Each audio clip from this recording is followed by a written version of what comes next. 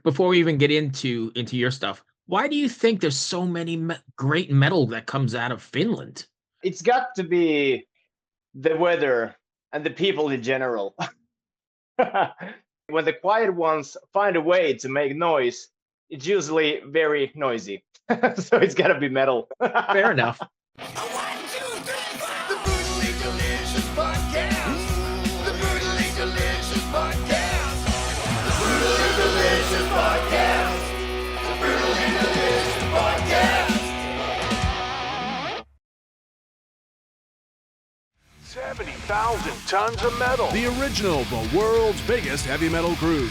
60 bands, 4 days, one cruise ship, only 3,000 tickets. From Miami, Florida to Ocho Rios, Jamaica, January 30th to February 3rd, 2025. 5 days and 4 nights mingling side by side with your favorite artists in this incredible fan-friendly scenario that has no comparison. Go to 70,000tons.com and book your ticket now. Brace yourselves. This is JJ Pinestone promoting my album Break the Chain, and you are listening to Really Delicious Podcast. So let me just start by saying, didn't know anything about you, and that's kind of one of the things I love doing about this show, right? I find new people and new bands and new things to listen to. And I was, as a certain age that I am, I kind of grew up listening to the 80s stuff. And this is such a great harken back to it. I mean, Break the Chains is unbelievable. When I was prepping for this, I kept going, what the heck? This is great stuff. Thank you. Well, I'm glad to hear, because I was actually kind of aiming to, build some. I was aiming to build something together that is like, 80s style, but, not like a copycat of the other bands. It has to have something that's your own. And I think it's mostly on the tone, but the song structures are, like the classic 80s style. Right. And even the production, though, I think the production is big and clean. Yeah. Right. I mean, that's definitely like, Bruce Fairbairn and Bob Rock and those kind of guys, that sort of production. Yes. And, it was a long journey. I started to make that album. Well, actually, a funny story. I actually finished one version of the album on 2021. And after I listened to those demos, I was like, this doesn't sound whole. It didn't sound like a whole package. It was, different types of songs just, put on, kind of in a line. And I was like, no, I hate it. I have to do this fresh from the start. And from 2022, I did my first, these recordings. And after that, I was like, because I didn't have the money to rent the studio for the whole album at the one time. So it's done on 3 sets. And after the first set, I was like, okay, this is the style that we're going for. Right. So the music kind of that you harken back to is that, we're talking about the 80s sort of stuff, which was really about like excesses and grabbing all you can and partying and nothing but a good time, right? Yes. However, your music is exploring more life issues and hardships, right? That's true. And yeah, I can actually explain that because since I'm from Finland, I'm usually digging all the, the bad things in life, like most of the metal bands are also. But I just want to, put them on a, how would I say it? On a more, uplifting form. It's kind of, like more like fight for your success than that I am successful and look at me. More like that type. I would say that. Okay. So how do you think Break the Chain and your new work here differs from what was the previous band? Takalatan? Takalaitan, yes. And okay, actually, so yeah, sorry, I was going to say. Yeah, it's also active. So, but how do you think? I mean, this obviously differs from that band, and how do you think your fans are going to react to it? And are they going to come along for the journey, or is this something that's completely separate? Some of them will, come with the journey, and some of them actually have already said to me that, this is more rock and roll, and I am a metal guy, and I'm like, fair enough, it's okay. But a lot of people have been saying me this, that now you're finally making that music that you look alike. And I'm like, okay, fair enough with that too. So it's kind of, I would say half of the Takalaiten fans are checking this out also. But the purest metalheads, they're like, nah, this is too soft. Although I think I have some heavy sounds also on the, I do too. my solo stuff. Yeah. Did you think about that before you started doing this, or while you were doing it, that you may not have everybody come along and you may have to reinvent yourself on this side? Yes. I was actually, I thought about it a lot, and I've been trying to explain, like in my every post and every social media activity that, like this is not the end of my previous band. It's going to still be active. This is just my thing, that I want to do by myself. Although Takalaiten's drummer is also this band's guitar player. So nice.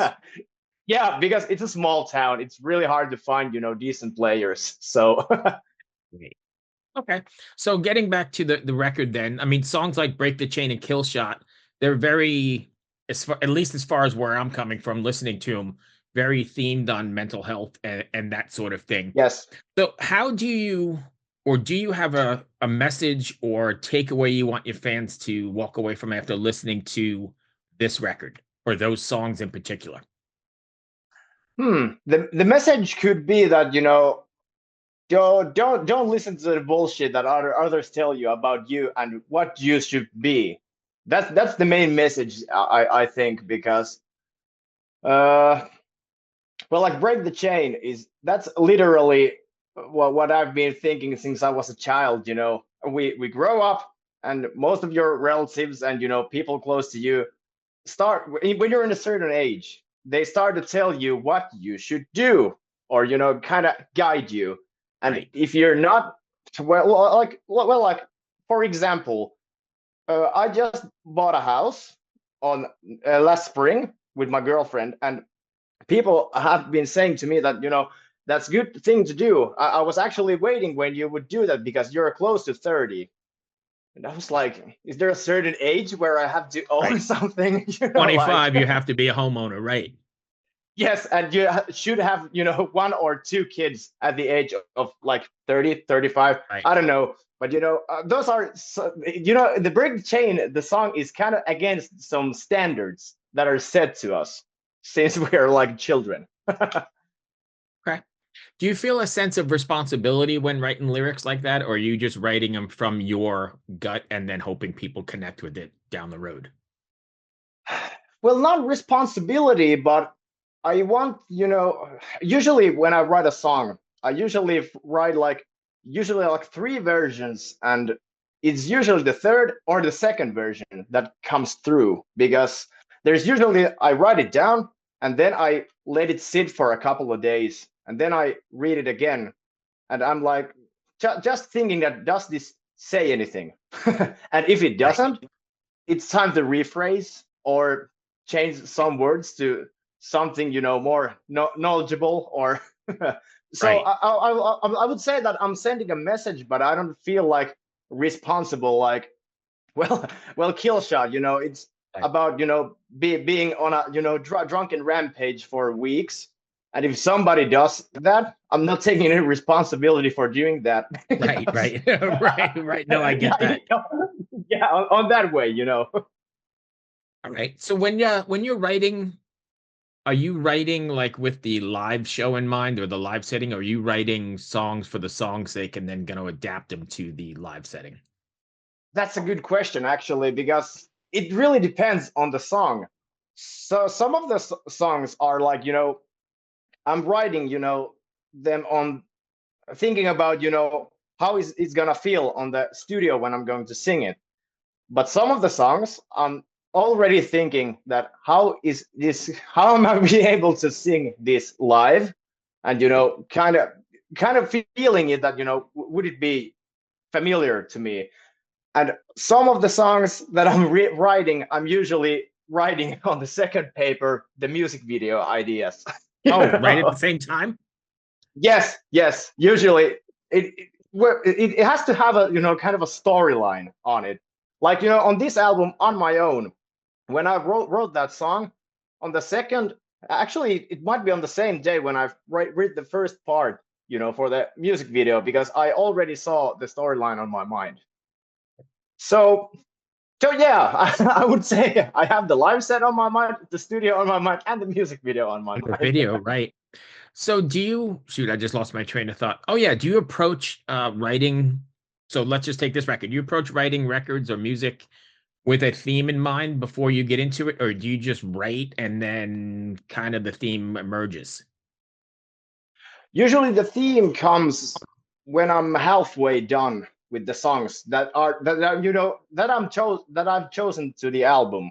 When I have like 4 songs, that's usually the part where I'm thinking that now we should have some sort of theme. And if we don't have, it happens like with this album, I'm gonna throw all the songs away and we start fresh. It has to have it has to have the theme before you finish all the songs, because I don't know, this is I don't know if other musicians do this, but I'm pretty I wouldn't say stiff, but like every single time when I finish a song, I instantly check back to the other songs that do this fit together? Yes, no, Oh, you do? yes, okay, yeah. So yeah, I do. I do. And if it doesn't, how do you justify that then? Do you rework it, or do you just add it to another record, or how does that work out? So if you write a song that's not really in theme with the other 6 that you've written, we'll take this record because there's 7. What do you do? I usually put them on one of my file folders that I have actually 6 now. There are, Takalaiton ideas. This one is funny. Chug ideas. So that means that that's something heavy, or Right. and usually when I usually every single time if I write something or play something new, I give them like 5 minutes of time, and if I listen to them like 3 times, if I like it, but I'm like, okay, this is not gonna fit, I'm gonna save it, and if it was good enough, I will remember it after 2 months. And if Right. I did not remember it, I open the folder, I'm like, this was something, but I didn't check this before, it's not that good, it goes. Okay. Are you planning on taking this out on the road? Definitely, yes. And actually, with my manager, we've been working on probably for a tour. In Finland, of course, I'm gonna play probably a couple of shows only this year. I'm actually wishing to make a 1-week tour, probably on the fall of 25, of course, in Europe. But well, like I've said in previous interviews, I'm trying my best to get on the American soil. So Right. once again, I'm gonna say, booking agencies, take a hint. So Great. but If they're yeah, listening, yeah, go ahead and give them a call.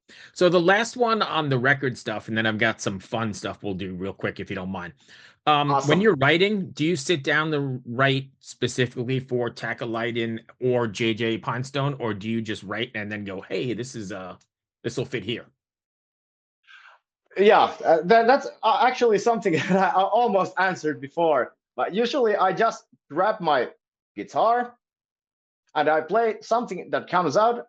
Of course, I'm gonna recognize if it's JJ Pinestone stuff or Takalaiton stuff. And if the day seems like that today we're doing dun, dun, dun, dun, dun, dun, I'm like, okay, today is the Takalaiton day. So and if we're doing some groovy, crunchy guitar, like licks and this shit, I'm like, okay, this day is for rock and roll. Thank you, my friend. I appreciate you taking the time. I was Awesome. very serious about what I said early on. That record or that EP, whatever it is absolutely fantastic. I popped it on. Awesome. I'm like, holy shit. Because I never know what I'm going to get. Like a lot of times people, I do a lot of these blind, like I don't know some of these bands or whatever. And I get to them and I start prepping and I'm like, whatever. I'm sure there's a market for it, but it's really cool when I can find something that, I'm going to drop into my playlist and really dig. So. Awesome. Thank you, man. Really, I really appreciate it because, like I said before, this is all my own shit. And, I actually started our own label for this also. So we hope it pays off, and I get to play in your town also. Come on over. Let's do this again sometime, man. Definitely. Let's stay in touch. Be well. Cheers. Awesome. Bye. Cheers. Bye. Hey everyone, this is Bjorn from Soulwork, and this is Brutally Delicious.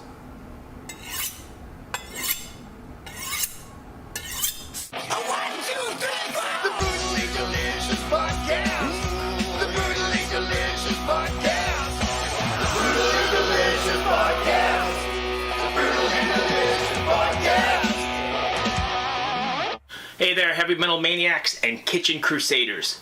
I'm Bruce Moore, the host of the Brutally Delicious podcast, where we whisk up a blend of metal and food to quench even the most discriminate tastes. Have you ever wondered what your favorite metal musician chows down on before they hit the stage to melt your face off? Well, look no further. Here at the Brutally Delicious podcast, we have cooking segments so brutal they'll make your oven want to headbang. From beefy, bodacious burgers, to spicy, succulent salmon, to kickin' caliente cauliflower, and more. We mix metal and culinary creations, resulting in a feast for the senses. But wait, there's more. Hey, this is Michael Monroe. Brutally Delicious. Isn't that beautiful? See you down the road. Each week, I meet with the mammoths of metal for interviews that are spicier than a Carolina Reaper. Get the latest on their upcoming shows, behind-the-scenes stories, and if we're lucky enough, maybe they'll share a secret family recipe or two with us. You'll also want to check out our weekly album and show reviews, where we dice, slice, and serve up our unique takes on the latest metal releases. So grab your leather apron, crank the volume to 11, and subscribe to the Brutally Delicious podcast on your favorite podcast platform. It's sure to be a hell of a time. Oh, hey there. It's Tim from Protest the Hero. Now that you've seen my junk, I'm going to show you how to make a pizza. And you're watching Brutally Delicious. What's up, everybody? Max Cavalera, Soulfly, and you listen to Brutally Delicious podcast. Stay metal, motherfuckers.